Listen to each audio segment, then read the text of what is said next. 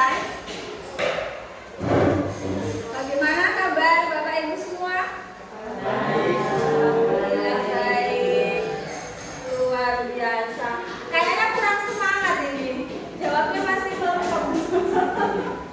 Oh iya. Saya akan mengenalkan dulu sebelum kita mulai. Ada tepuk semangat.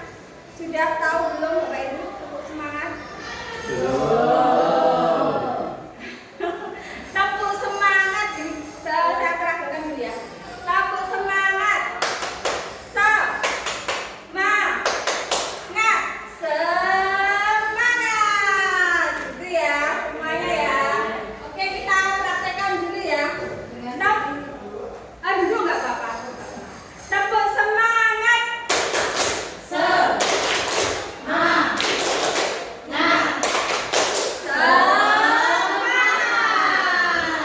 Oke. Baiklah Bapak Ibu, pada pagi hari ini acaranya adalah diseminasi berbagi praktek baik implementasi 7 jurus BK Hebat untuk guru mata pelajaran. Gitu ya. Baiklah Bapak Ibu, sebelum kita mulai untuk materi pada pagi hari ini, saya ingin Bapak Ibu semua berdiri dulu. Kita peregangan dulu ya, stretching dulu biar lebih semangat semuanya. Semuanya mengikuti ya.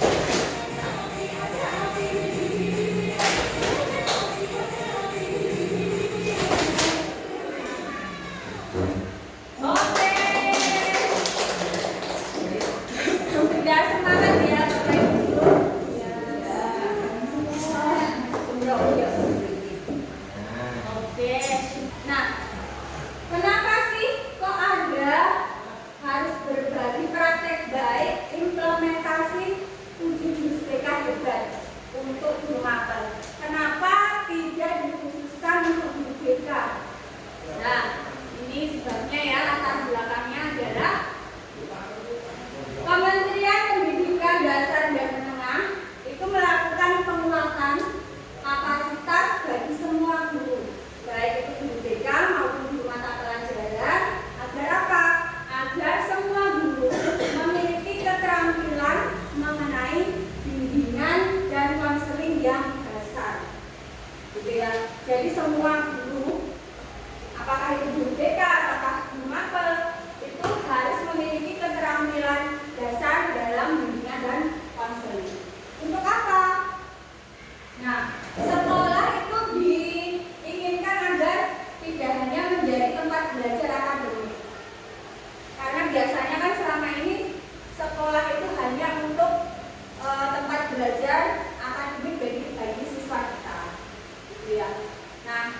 Kementerian Pendidikan Dasar dan Menengah ingin agar sekolah itu mulai sekarang tidak hanya sebagai tempat belajar, tapi juga menjadi lingkungan belajar yang aman, nyaman, dan menggembirakan bagi semua anak.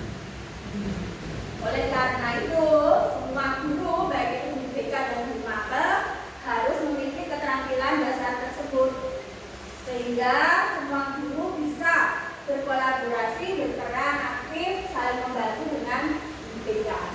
Gitu ya. Kita lanjut. Nah, jurus BK hebat itu ada apa aja sih? Ada 7. Yang pertama, kenali potensi. Kedua, kelola emosi. 3, tumbuhkan resiliensi. 4, jaga konsistensi. 5, jalin koneksi. 6, bangun kolaborasi. Dan ke-7, menata situasi. Itu nanti akan saya jelaskan semuanya, ya, walaupun secara singkat. Kalau secara mendetail kan tidak cukup waktunya. Kita mulai dari yang pertama. Halo. Oke, kita lanjutkan. Yang pertama adalah kenali potensi. Apa sih kenali potensi itu maksudnya? Nah, maksudnya adalah semua guru diharapkan mampu membantu siswa untuk mengeksplorasi atau mengenali bakat minatnya apa, kemudian gaya belajarnya apa. Itu diharapkan semua guru mampu. Kemudian kalau anak-anak sudah mengetahui potensi, bakat, minat, gaya belajarnya, diharapkan guru dalam membimbing, dalam melayani mereka dalam pembelajaran itu bisa menyesuaikan dengan gaya belajar, potensi, bakat, dan minat mereka masing-masing. Karena setiap siswa kan potensi, bakat, minat, dan gaya belajarnya berbeda-beda. Nah, itulah kenapa kita semua harus mengetahui atau memahami jurus yang pertama ini.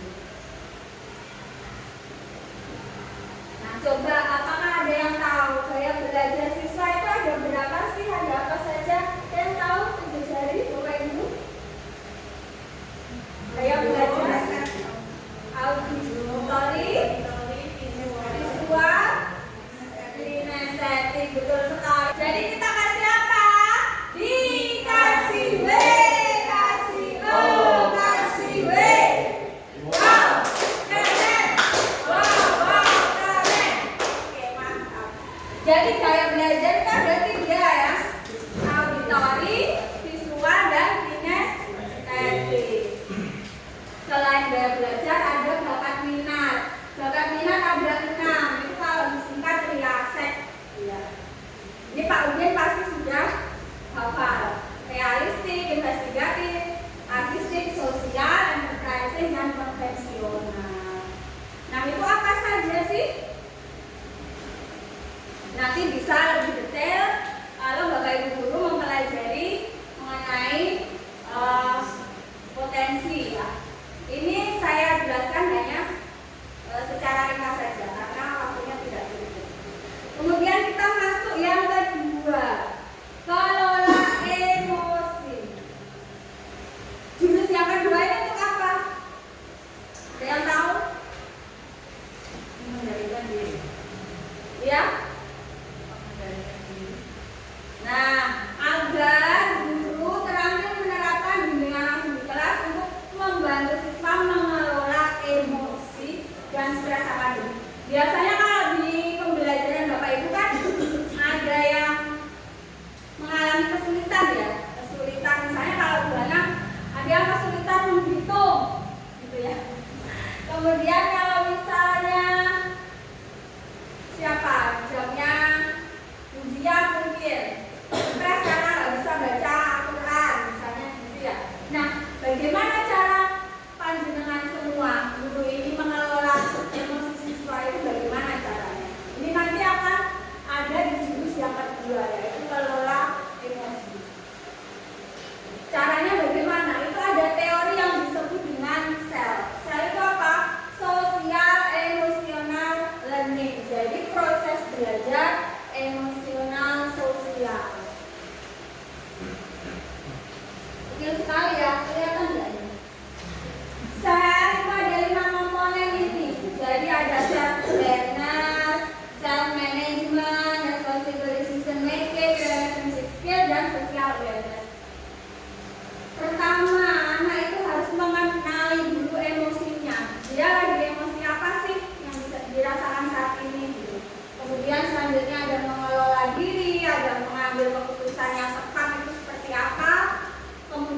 Dia juga dilatih untuk terampil berrelasi dan pastinya juga peduli sosial.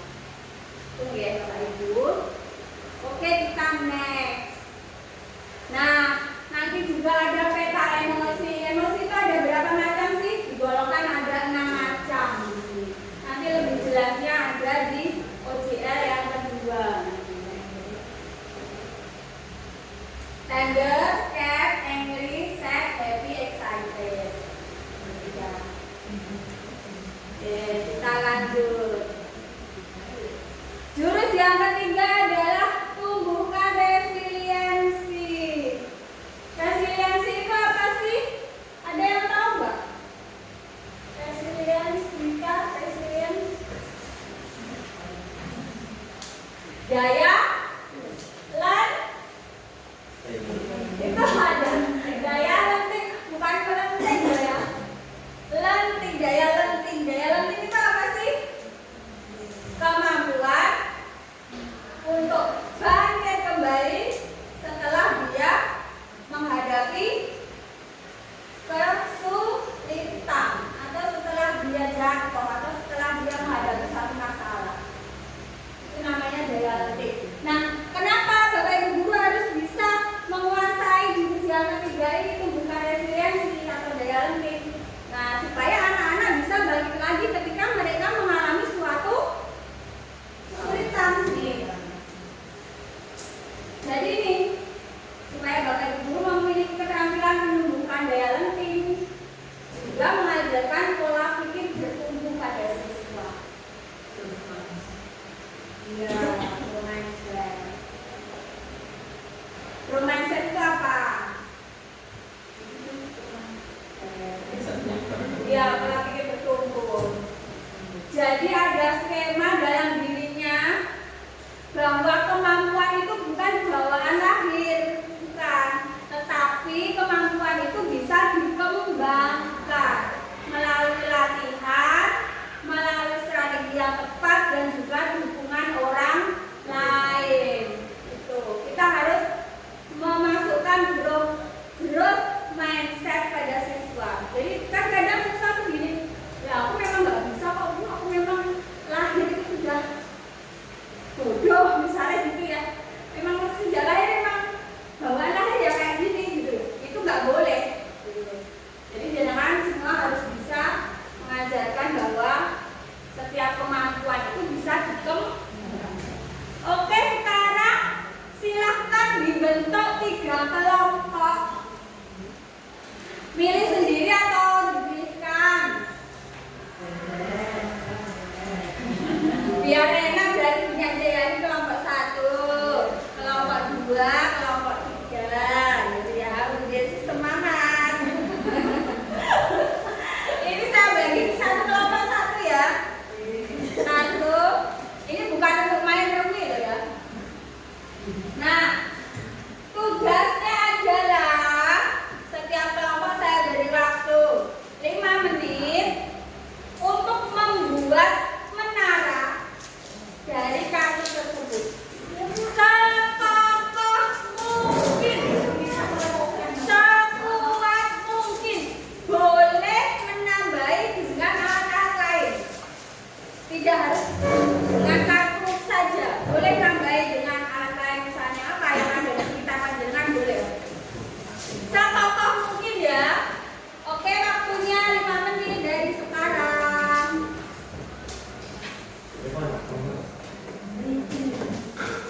Membuat menara ya? Menara ya. Berapa kartu Bu? Semuanya. Boleh dilipat? Iya. Mungkin pas ya. Nah, pokoknya yang paling kuat nanti yang menang, yang paling kuat.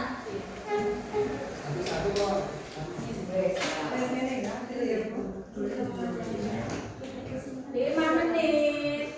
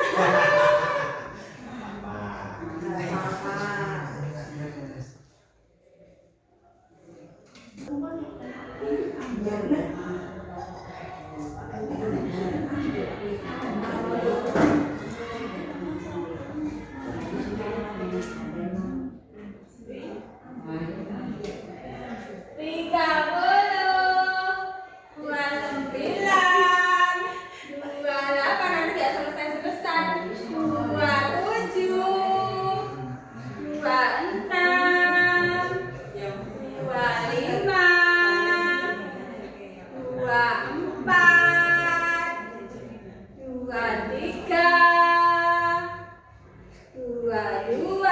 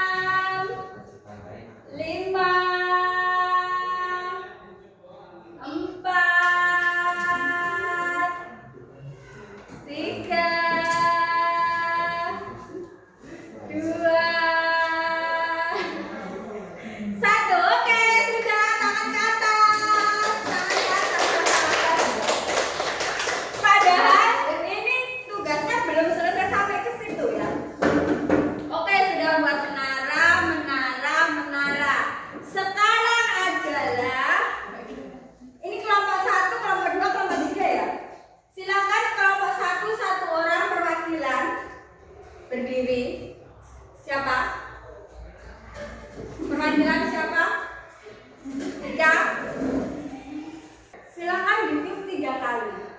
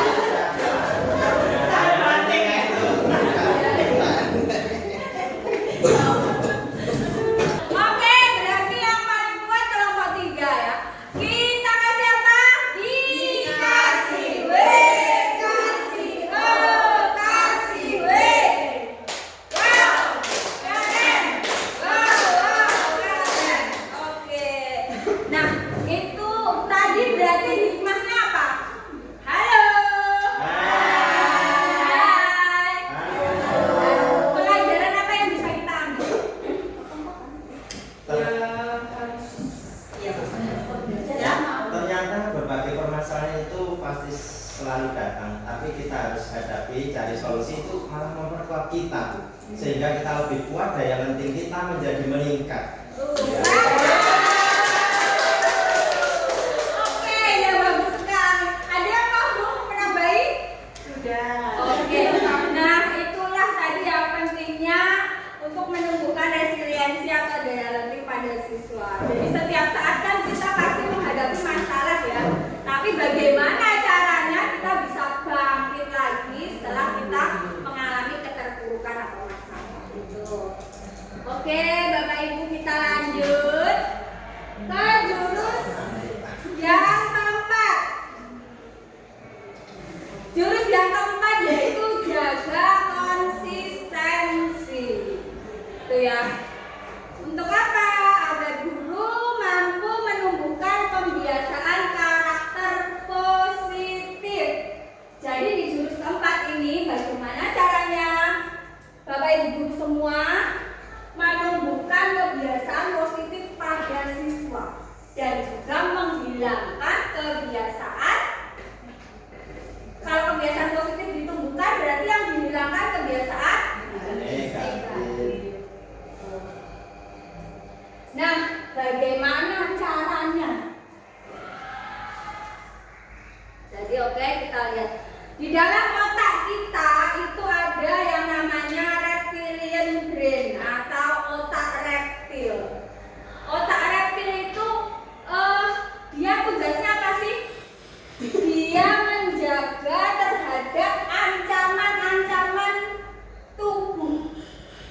Contohnya, misalnya saya saja ya. Saya misalnya pengen olahraga secara teratur agar tubuh saya selalu sehat, tidak gampang sakit, gitu ya. Dengan cara apa? Oh, saya pengen nih nge-gym, gitu misalnya ya. Nge-gym padahal jadwalnya gym jam 4 sore, padahal saya sampai rumah itu sudah jam 3 lebih.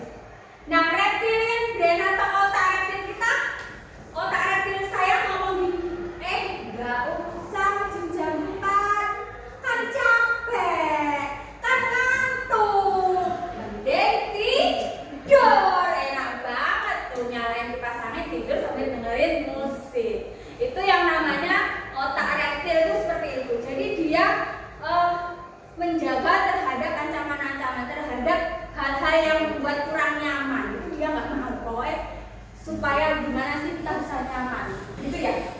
Itu namanya reptilian brain. Kemudian bagaimana cara kita bisa menumbuhkan kebiasaan yang positif? Bagaimana saya bisa ikut gym dengan konsisten?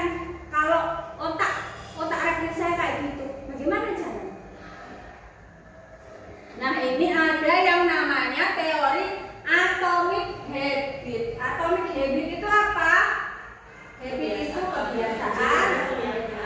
Sehingga akan menumbuhkan kebiasaan positif dan kebiasaan selanjutnya. Oke, betul sekali. Dikasih apa?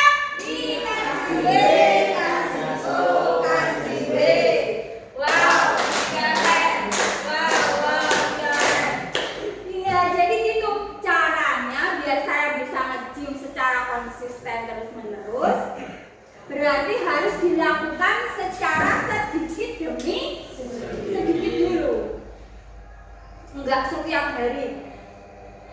Hari Senin sampai hari Minggu tiap hari nge-gym enggak. Tapi sedikit demi sedikit dulu. Misalnya seminggu sekali. Iya. Oke, selama nanti sebulan bisa rutin seminggu sekali. Kemudian bulan berikutnya kita tambahin lagi seminggu 2 kali.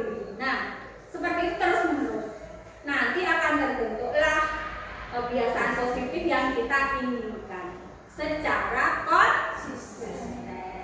Tuh.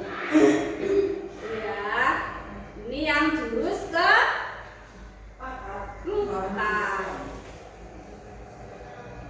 Nah, sekarang saya ingin Bapak Ibu semua coba praktek ya. Caranya bagaimana bisa menumbuhkan kebiasaan pengen punya kebiasaan positif apa, pasti setiap orang punya keinginan sendiri-sendiri ya. Misalnya ada yang pengen diet, ada yang pengen apa Pak Udin? Pengen lunas utang. Pengen lunas utang. Itu ada loh, caranya juga ada. Menurut teori ini ya. Oke. Nah, teorinya tuh ada langkahnya tuh ada 4. Yang pertama ada clue atau isyarat ya. Jadi bagaimana? Buat kebiasaan itu biar Terlihat nampak. betul, biar terlihat nampak. Contohnya kalau saya tadi ya nge-gym, pengen nge-gym, alat gym saya apa? Misalnya barbel. Barbelnya itu ditaruh di tempat yang mudah dilihat. Misalnya kalau saya kan biasanya langsung ke kamar, ke tempat tidur ya, taruh di samping tempat tidur biar kelihatan. Barbel. Oh iya, kan ingat gitu loh. Yang pertama isyarat. Ingat loh ya. Yang kedua, nanti panjenengan praktek ya. Yang kedua adalah crave atau keinginan. Buatlah kebiasaan itu menjadi menarik. Misalnya apa? Oh saya nge-gym pakai barbel nih. Nanti kalau pas nge-gym, misalnya saya suka nonton film drakor, berarti saya nge-gym pakai barbel tuh di depannya sambil nonton drakor. Biar menarik. Nah, yang ketiga adalah ease atau kemudahan.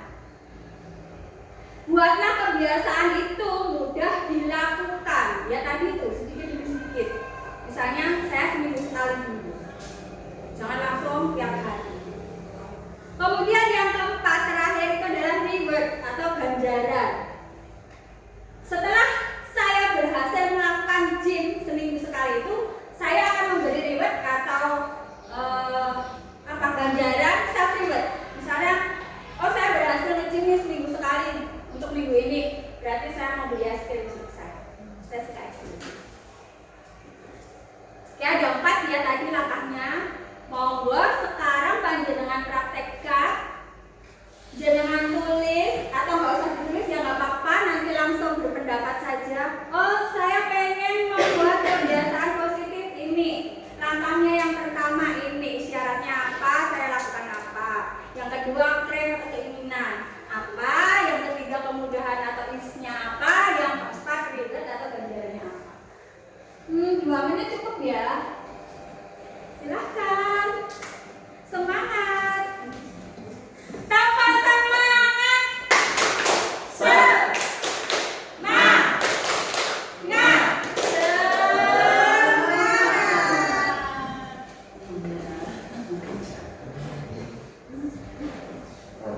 Oke, baiklah sudah ya Bapak Ibu.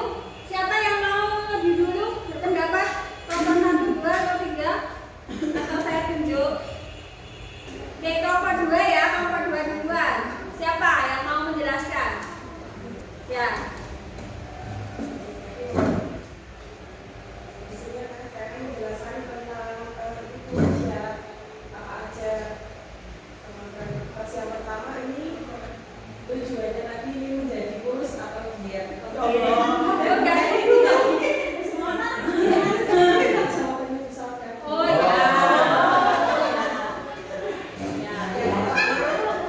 Syarat itu buatlah kebiasaan itu jelas atau kelihatan. Itu bisa naruh timbangan di depan kawan biar kelihatan terus biar ingat oh ternyata bobot ini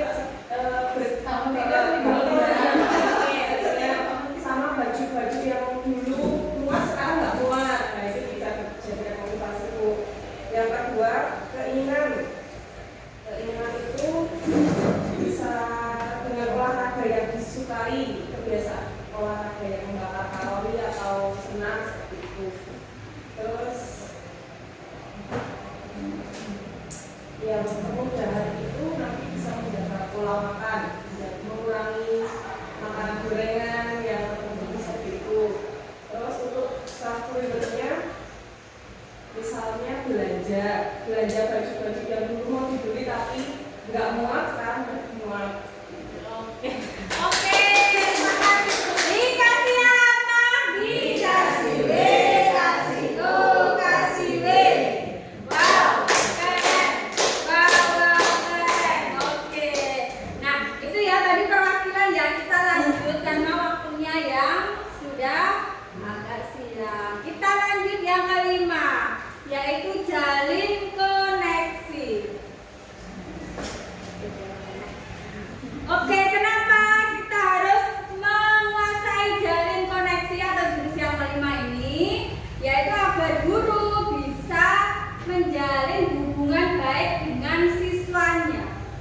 bisa berkomunikasi secara empatik, bisa merasakan perasaan yang sedang dialami siswanya.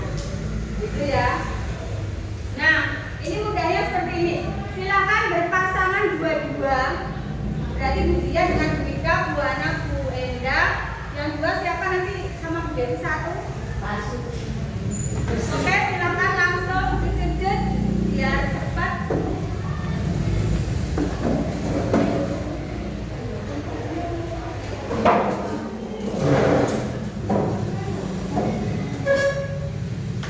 Oke, tugasnya adalah silakan berhadapan-hadapan.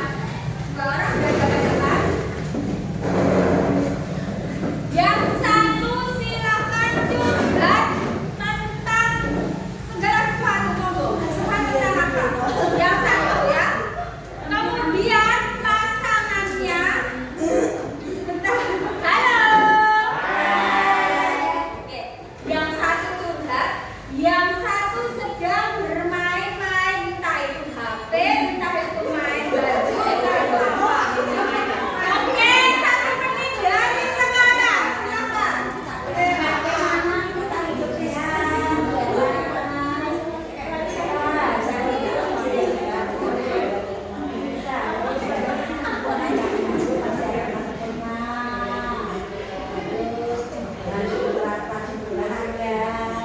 Oke, cukup.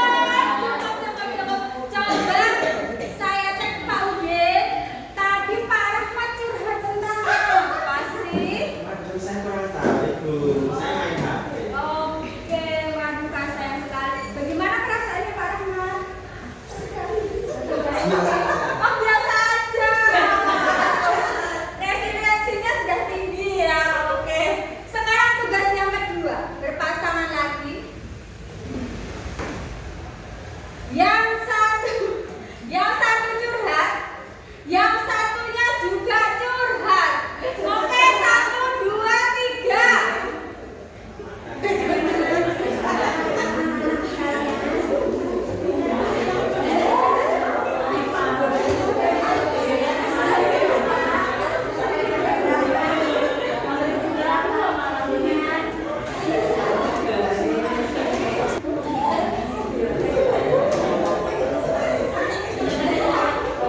Oke, cepat. Coba sekarang Bu Ika curhat apa tadi Bu dia? Bu Ika tadi curhat tentang apa? Ketahuan secara keseluruhan nggak tadi curhatnya tentang apa? Iya. Oke. Sekarang yang terakhir, yang satu curhat, yang satu mendengarkan. Silakan.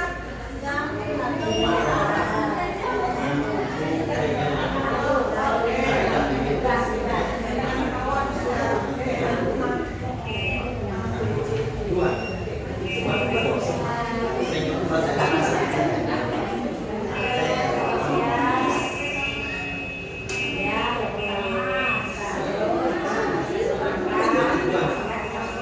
Oke, cukup. Bu Ana, Bu Enda curhat tentang apa? Curhat tentang bagaimana cara hidup sehat dulu, urusannya boten sakit, boten tidak sakit, boten. Oke, berarti Bapak Ibu untuk yang pertama, kedua, dan yang ketiga itu lebih efektif yang mana sih? Oke, jadi begitu ya. Dari koneksi itu kita harus mendengarkan keluh kesah dari siswa kita secara keseluruhan. Jangan kita mendengarkan sambil main atau malah kita juga ikutan ngomong gitu ya. Oke.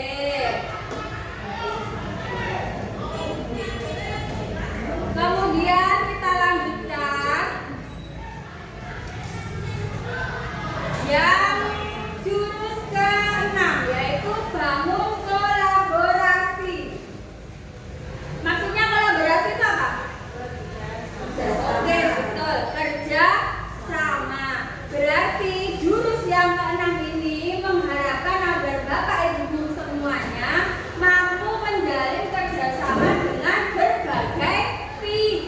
dalam menyelesaikan suatu masalah. Misalnya, kalau ada anak yang ketahuan mencuri melon di kebun dekat sekolahan, nah itu kerjasama dengan siapa saja yang harus kita bangun. Itu panjenengan sudah harus tahu ya, harus menguasai ilmu atau jurus tentang bangun kolaborasi. Ada 3 macam PR atau kasus. Yang PR pertama itu adalah kasus yang paling ringan. Contohnya apa? Misalnya terlambat, susah terlambat, terus kalau dijelaskan di kelas tidur gitu ya. Kalau diminta mengerjakan tidak mau mengerjakan, nah itu namanya PR 1 atau kasus-kasus yang ringan. Nah, kalau kasus yang ringan itu nanti bekerja samanya dengan siapa kalau kasus kayak gitu? Antara guru jelas ya, guru mapel dengan kelas BK. Ada lagi?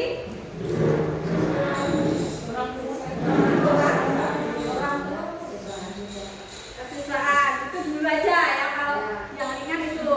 Kemudian yang tier 2 ini tentang masalahnya ada kecemasan sosial, perilaku berulang, penurunan akademik yang signifikan. Misalnya sudah mulai membolos, sudah mulai membuli temennya gitu ya, sudah malah gitu ya. Nah ini kerjasamanya siapa saja berarti? Siswa dulu, BK, orang tua.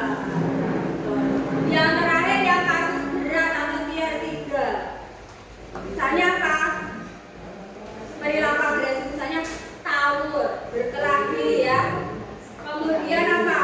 Merokok, ngajak-ngajak temennya. Misalnya tadi tuh yang mencuri melon. Nah itu kerjasamanya dengan siapa saja berarti? Guru, BK, wali kelas,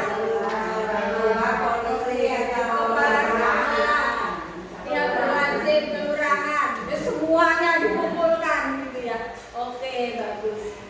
Itu ya, jadi Bapak Ibu, kenapa Bapak Ibu semua tidak hanya guru BK harus menguasai jurus ini, karena itu tadi semuanya harus bisa menjalin kolaborasi dengan semua. Oke, kita lanjut yang terakhir yaitu menata situasi. Maksudnya situasi yang bagaimana? Bapak Ibu guru semua diwajibkan menguasai jurus menata situasi, yaitu membuat lingkungan sekolah ini menjadi lingkungan yang aman, nyaman, menyenangkan. Iya, menyenangkan atau menggembirakan. Oke, bagaimana caranya? Nah, monggo. Berarti misalnya kalau yang aman, berarti pagar ini jangan ada yang dikasih listrik gitu ya.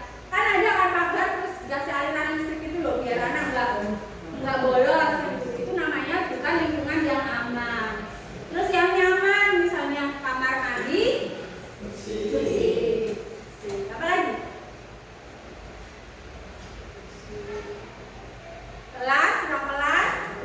Banyak pengertian. Membuang sampah pada tempatnya. Iya, betul. Kemudian tidak ada pembelian. Kemudian seharusnya ada fasilitas, ya misalnya kipas angin, gitu ya, ada smart TV, gitu ya. Kalau yang menggembirakan, contohnya, iya. Bapak Ibu guru ajarnya ya. Jangan masuk langsung. Gitu ya. Walaupun kita lagi banyak masalah di rumah yang kayaknya dunia runtuh gitu ya. Tapi kalau misalnya berhadapan dengan kita ya harus dengan senyum rakyat tanpa, kalau boleh nangis lagi gitu ya. Kita tapi wajib ya harus profesional. tadi Bapak Ibu 7 jurus BK hebat yang harus panjenengan semua kuasai, harus ketahui. Oke, sekarang silakan berdiri dulu, ada yang ngantuk, Bu Ana kita ngantuk ya. Sekarang berdiri dulu.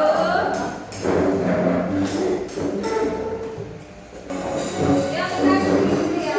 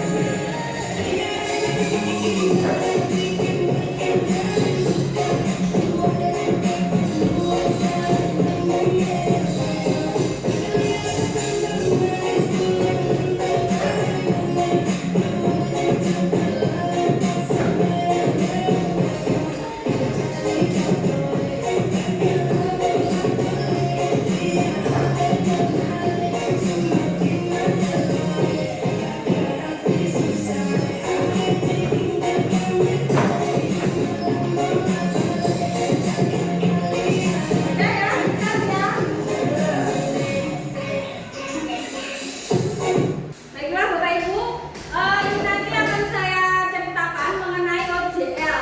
Saya akan learning saya ada 2. Yang pertama itu mengenai kenali potensi dan yang kedua tentang kelola emosi. Yang kenali potensi ini sasarannya adalah kepada siswa kelas 9. Alasannya kenapa?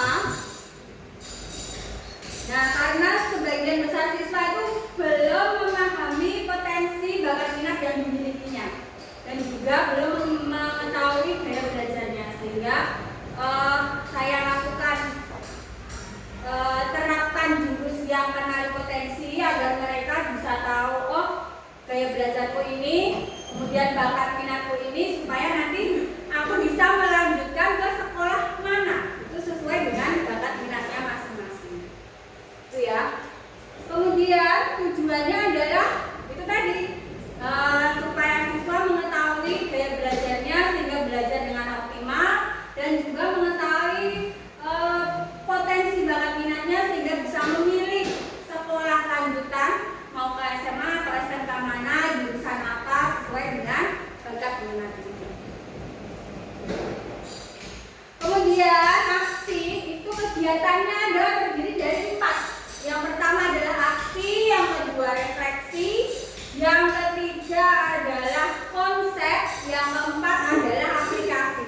Di aksinya ini saya minta anak-anak untuk mengerjakan tes gaya belajar dan juga tes bakat minat sesuai dengan link yang sudah saya share. Jadi mereka kan bawa HP, kemudian mengerjakan tes melalui HP itu, dan di situ nanti sudah tertera hasilnya, gaya belajarnya apa, kemudian potensi bakat minatnya apa, itu sudah ada hasilnya di situ. Jadi mereka sudah langsung mengetahui, ya.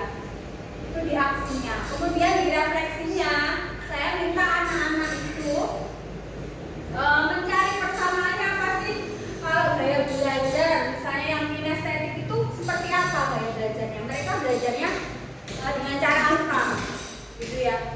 Itu mereka mencari persamaan dari masing-masing gaya belajar. Kemudian kalau yang potensi bakat minat juga sama. Kalau misalnya yang R atau realistik itu nanti mereka akan melanjutkan ke jurusan apa atau ke sekolah mana. Kemudian lanjut, setelah aksi dan refleksi ini saya menjelaskan mengenai konsep atau materinya itu dengan cara diskusi atau tanya jawab kepada mereka. Nanti di sini ada videonya juga.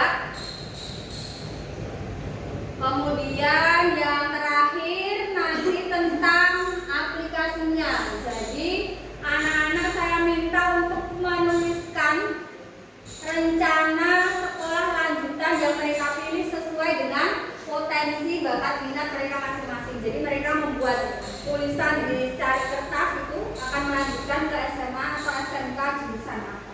Semuanya sudah membuat. Gitu ya. Nah, dari hasil kegiatan OJA yang pertama yaitu kenali potensi, itu hasilnya adalah anak-anak mengetahui gaya belajar mereka masing-masing. Kemudian mereka juga tahu besok mau bersekolah kemana. Mereka sudah memilih sesuai dengan ketentuannya. Itu ya OJL pertama. Ini videonya ya, videonya saya perlihatkan. Oke, ini yang OJL kedua yaitu kelola emosi. Kelola emosi ini alasannya kenapa saya memilih jurus yang kedua itu karena itu tadi banyak murid yang belum bisa mengenali emosinya, belum bisa mengelola emosinya dengan baik, dengan sehat, gitu ya. Karena mereka biasanya kalau kelas 7, ini sasarannya kelas 7 ya. Kalau kelas 7 itu kan biasanya peralihan dari SD itu biasanya belum bisa mengendalikan emosi. Jadi kalau ada sesuatu langsung nangis, langsung marah, gitu ya, langsung tantrum, gitu. Nah, oleh karena itu kenapa saya memilih sasarannya adalah kelas 7 karena itu tadi agar mereka bisa mengenali emosinya dan juga mengendalikannya, gitu ya. Tujuannya itu tadi yaitu agar siswa mampu mengenali emosi dan mengelolanya dengan baik. Kemudian OJR ini juga melalui 4 tahapan. Yang pertama adalah aksi, yang kedua refleksi, ketiga konseptualisasi, dan yang keempat adalah aplikasi. Untuk aksinya anak-anak ini saya memberikan kasus pada mereka. Jadi saya buat 4 kelompok, setiap kelompok saya beri kasus. Kemudian anak-anak saya minta untuk menuliskan apa yang kamu rasakan di kasus itu. Kalau kamu jadi dia, apa yang kamu rasakan? Kemudian apa yang kamu lakukan? Gitu. Itu di aksinya. Kemudian di refleksinya, itu anak-anak saya minta untuk menyadari emosi itu ada apa saja. Karena kadang mereka nggak tahu ya, emosi itu mereka anggap kalau emosi itu marah. Padahal bukan. Emosi itu bukan hanya marah, tapi ada berapa tadi? Ada 6. Ya, itu refleksinya. Kemudian cara mengelola emosi kamu seperti apa, itu direfleksi. Kemudian di konsepnya itu saya jelaskan tentang materi sel tadi. Sosial, emosional, ada 5 komponen ya tadi ya. Ada self awareness, betul. Self management, apa? Belum. Responsible, decision making. Kemudian yang keempat, relationship skill, dan yang kelima adalah social awareness. Gitu ya. Itu saya jelaskan dengan juga metode diskusi dan tanya jawab. Kemudian Bapak Ibu untuk aplikasinya itu saya minta siswa membuat peta emosi dan juga roda pilihan seperti yang sudah tertempel di dinding itu ya. Ada peta emosi, ada roda pilihan. Jadi anak-anak mencoba untuk mengenali emosi itu ada apa saja. Jadi ada 6 emosi, mereka tuliskan, mereka gambarkan, kemudian juga mereka membuat roda pilihan. Roda pilihan ini adalah sebagai pilihan untuk menjeda. Jadi sebelum anak-anak melakukan suatu tindakan, itu kan ada jeda terlebih dahulu. Jadi setelah yang pertama anak mengenali emosi, kemudian setelah itu mereka ada jeda terlebih dahulu agar bisa mengelola emosinya dengan baik sebelum mereka nanti akan memilih tindakan apa yang akan dilakukan. Itu ya. Jadi itu ada roda pilihan untuk jedanya, memilih salah satu yang ada di roda pilihan itu tadi. Nah itu tadi kalau di aplikasi anak-anak sudah bisa membuat peta emosi dan roda pilihan. Kemudian hasilnya apa Bapak Ibu? Hasil dari OJL yang kedua itu tadi siswa ternyata sudah mampu mengenali emosinya masing-masing. Jadi pada awalnya mereka kan hanya tahu kalau emosi yang dimaksud emosi itu marah, gitu ya. Padahal kan enggak. Jadi setelah adanya OJL itu tadi, siswa mengetahui, bisa mengenali emosi itu ada beberapa macam, gitu ya. Sudah bisa menyebutkan, kemudian juga sudah bisa mengelola emosinya dengan baik, dengan membuat roda pilihan. Gitu. Itu tadi hasil dari OJL yang kedua. Baiklah Bapak Ibu, tadi sudah saya jelaskan semua ya. Jadi dari pengantar 7 jurus BK Hebat tadi ada 7, kemudian juga saya jelaskan OJL 1 mengenai kenali potensi, dan yang kedua adalah kelola emosi. Bagaimana prosesnya, bagaimana kegiatannya, sudah semuanya. Oke, kita rangkum dulu ya. Jadi tadi ada 7 jurus BK Hebat. Yang pertama adalah apa? Kenali potensi. Yang kedua adalah kelola emosi. Yang ketiga, tumbuhkan resiliensi. Keempat, jaga konsistensi. Kelima, jalin koneksi. 6, bangun kolaborasi. Dan yang ketujuh adalah menata situasi. Itu ya Bapak Ibu.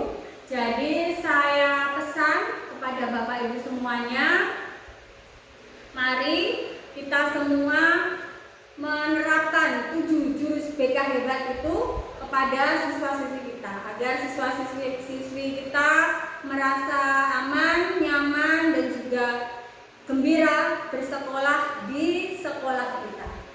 Itu Bapak Ibu. Terima kasih atas dukungan, kerjasama, partisipasi dari Bapak Ibu semuanya. Saya akhiri kegiatan pada pagi hari ini. Kita tutup dengan berdoa bersama-sama terlebih dahulu.